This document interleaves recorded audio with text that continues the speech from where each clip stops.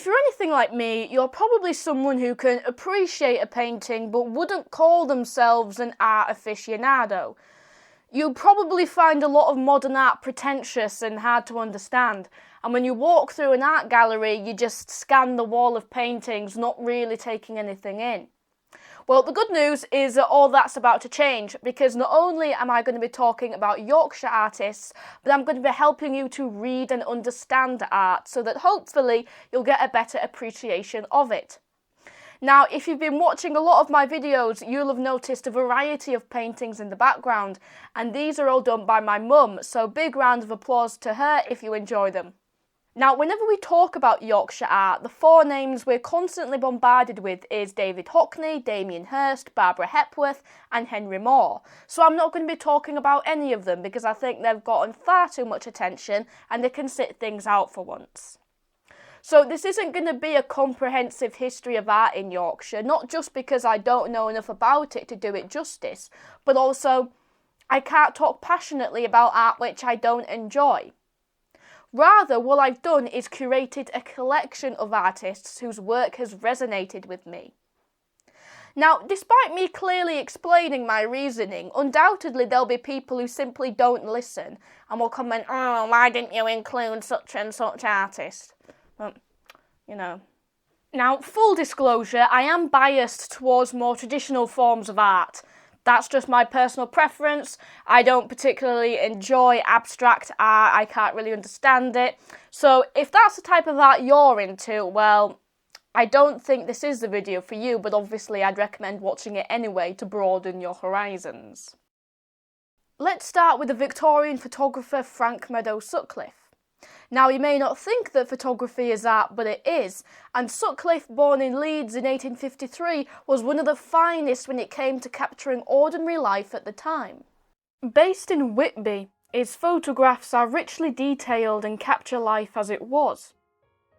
Whilst many artists choose to paint things in a very idealised or abstract way, and photographers can stage their photographs, Sutcliffe wanted to capture everyday scenes as they were, and so his pictures feel real and authentic. You can tell that there's something going on which he just happened to stumble on. It's great to just sit down and look through his extensive catalogue, taking in everything he's captured, most of which is long gone now. William Etty was born in York in 1787 and was one of the most controversial artists of his day. Is most famous for his paintings of the human form, and so this section has a lot of squishy bits, but it's okay because it's art.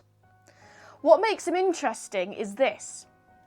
It's extremely common, normal in fact, to walk around an art gallery and see paintings and sculptures of women, often in a very objectified way.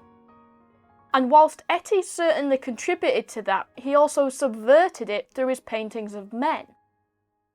Because at the time, a lot of paintings and sculptures of men were in a very idealised form, often featuring classical heroes, masculine triumph and physical prowess.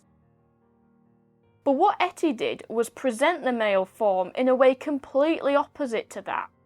His paintings of men were sensitive, intimate, in poses you wouldn't necessarily expect from male subjects at the time, poses usually reserved for women. The extent to which Etty was comfortable painting men like this made a lot of people uncomfortable, but you can clearly see the talent and skill he had in capturing the human form. One of the big questions artists and art historians have struggled with is what actually is art? Because we can look at a painting and go, okay, well, that's definitely art. But what about something we'd describe more as crafts? Like this. Is this art? For a long time in our culture, we've made a distinction between arts and crafts, but in other cultures, this distinction doesn't exist. Crafts are art. And so this is an opportunity for me to talk about one of my favourite Yorkshire artists called the Mouseman. Robert Thompson was born in Kilburn in North Yorkshire in 1876 and trained as a furniture maker. As the story goes, one day he was talking about being as poor as a church mouse and became inspired to carve one. Ever since, he carved a small mouse into every piece of furniture he made. His work is special to me because it reminds me of my childhood, where we'd visit all these old churches and I'd try to find a little mouse on a pew or a chair. His work is instantly recognisable, and having the trademark mouse helps us to remember that everyday objects which we take for granted had considerable skill, time and effort put into making them. Objects which we normally view as being purely functional, chairs, bookshelves, etc., Thompson helps us to recognise that they can be beautiful too. Similarly, I challenge anyone to walk into the tiled hall cafe at the library in Leeds, or through the county arcade, and not be taken aback by the gorgeously coloured tiles. The Victorians certainly knew how to make a building look pretty. Founded in 1859 and operating for almost a century in Leeds, the Burmantofts pottery was responsible for creating a number of majestically beautiful tiled buildings from Leeds to London. Like the Mouseman, these designs remind us that architecture doesn't have to be just functional. At a time when it seems that a lot of modern buildings are either ugly or tacky, the work of the Burmantofts pottery reminds us that buildings can be beautiful too. Though John Atkinson Grimshaw is quite a popular artist, I've included him because I don't think he's reached quite the level of fame as the four which I said I wouldn't talk about. Born in Leeds in 1836, he's buried in the same cemetery as Pablo Fanck. He's most famous for his dark, nighttime scenes, often featuring cities where the streets are illuminated by the moon. Of all his paintings, and he did quite a variety, these are the ones which I think are most captivating and original. Light shimmers and reflects off the water and cobblestones, and the atmosphere generated by each painting can range from dark and creepy to almost gentle and calm. In recent years, he started to get the attention which he's always deserved, and I think it's only a matter of time before he rightfully takes his place among Yorkshire's greatest and most well-known artists. Now, I've got to be honest, when I was researching this video and I first came across Jacob Kramer's art, his style didn't really speak to me, and so I didn't include him in my list. However, I was walking through Leeds Art Gallery one day and I stopped literally in my tracks when I saw this. The expression of pure anguish and pain on the woman's face, her skin weathered by age and trauma, her almost claw-like fingers dirty and spread out in desperation, her mouth agape in a silent scream. The raw red colour suggesting anger or pain. We as the audience don't know what has caused her to react in this way. We don't know what she's seen or is thinking about. But we can get a clue about this painting by going to the life of the artist. Jacob Kramer was born in 1892 in what was then the Russian Empire. But his family, being Jewish, fled to Leeds in the early 20th century to avoid the persecution in Russia at the time. This painting, therefore, could represent the anguish felt by the victims of persecution and remains a deeply powerful and evocative work of art for us today. Probably the most unknown artist in this list, there's not even a Wikipedia page about him, is Robert Ernest Roe, whose work captured my attention immediately.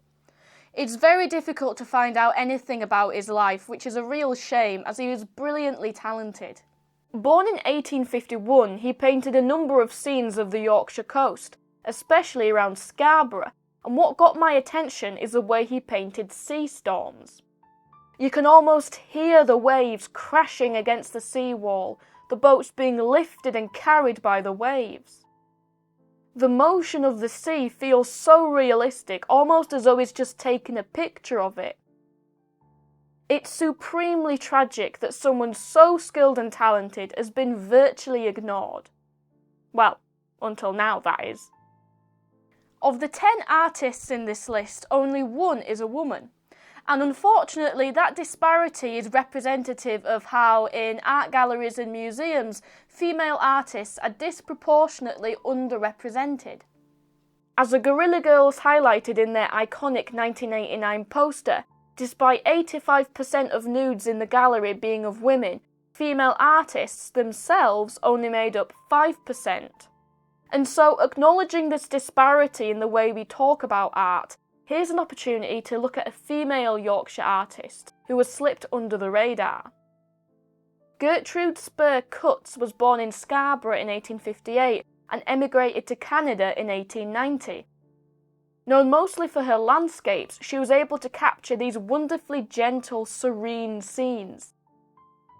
Their calm and relaxing nature, in contrast to the more tumultuous scenes favoured by many artists, function to whisk the viewer away into a world of beauty where problems seem non-existent. Their paintings for escapism, wonderfully evocative and calming. Frederick William Elwell was born in Beverley in 1870 and was at his greatest, in my eyes, as a portrait painter. In his portraits of ordinary people doing ordinary things, he's able to capture in such detail the emotions and personalities of individuals. It sometimes feels like you're looking at a photograph.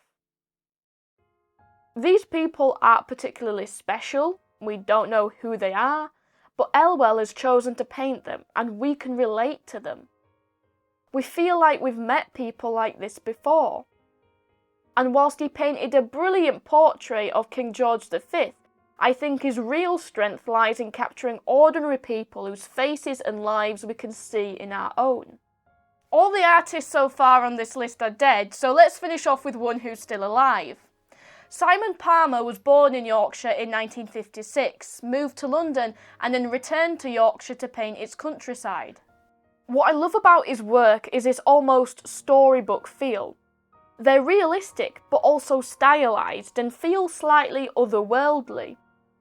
And whilst all the paintings we've seen so far have been of people and things in the past, Palmer captures modern, everyday scenes which we can experience and see today. I really love the juxtaposition between the fairy tale-esque countryside and the mundane elements of modern life, like road signs. He's a really original, captivating modern artist, offering a unique take on the Yorkshire countryside. So there you have it, 10 Yorkshire artists you should know about. Now obviously there's many more great artists out there which I haven't been able to include, but fear not, because there's plenty of art galleries and museums in Yorkshire to visit, and a lot of them are free. I hope you've enjoyed this video, I hope you've learnt something new, and I hope you've enjoyed my mum's painting here.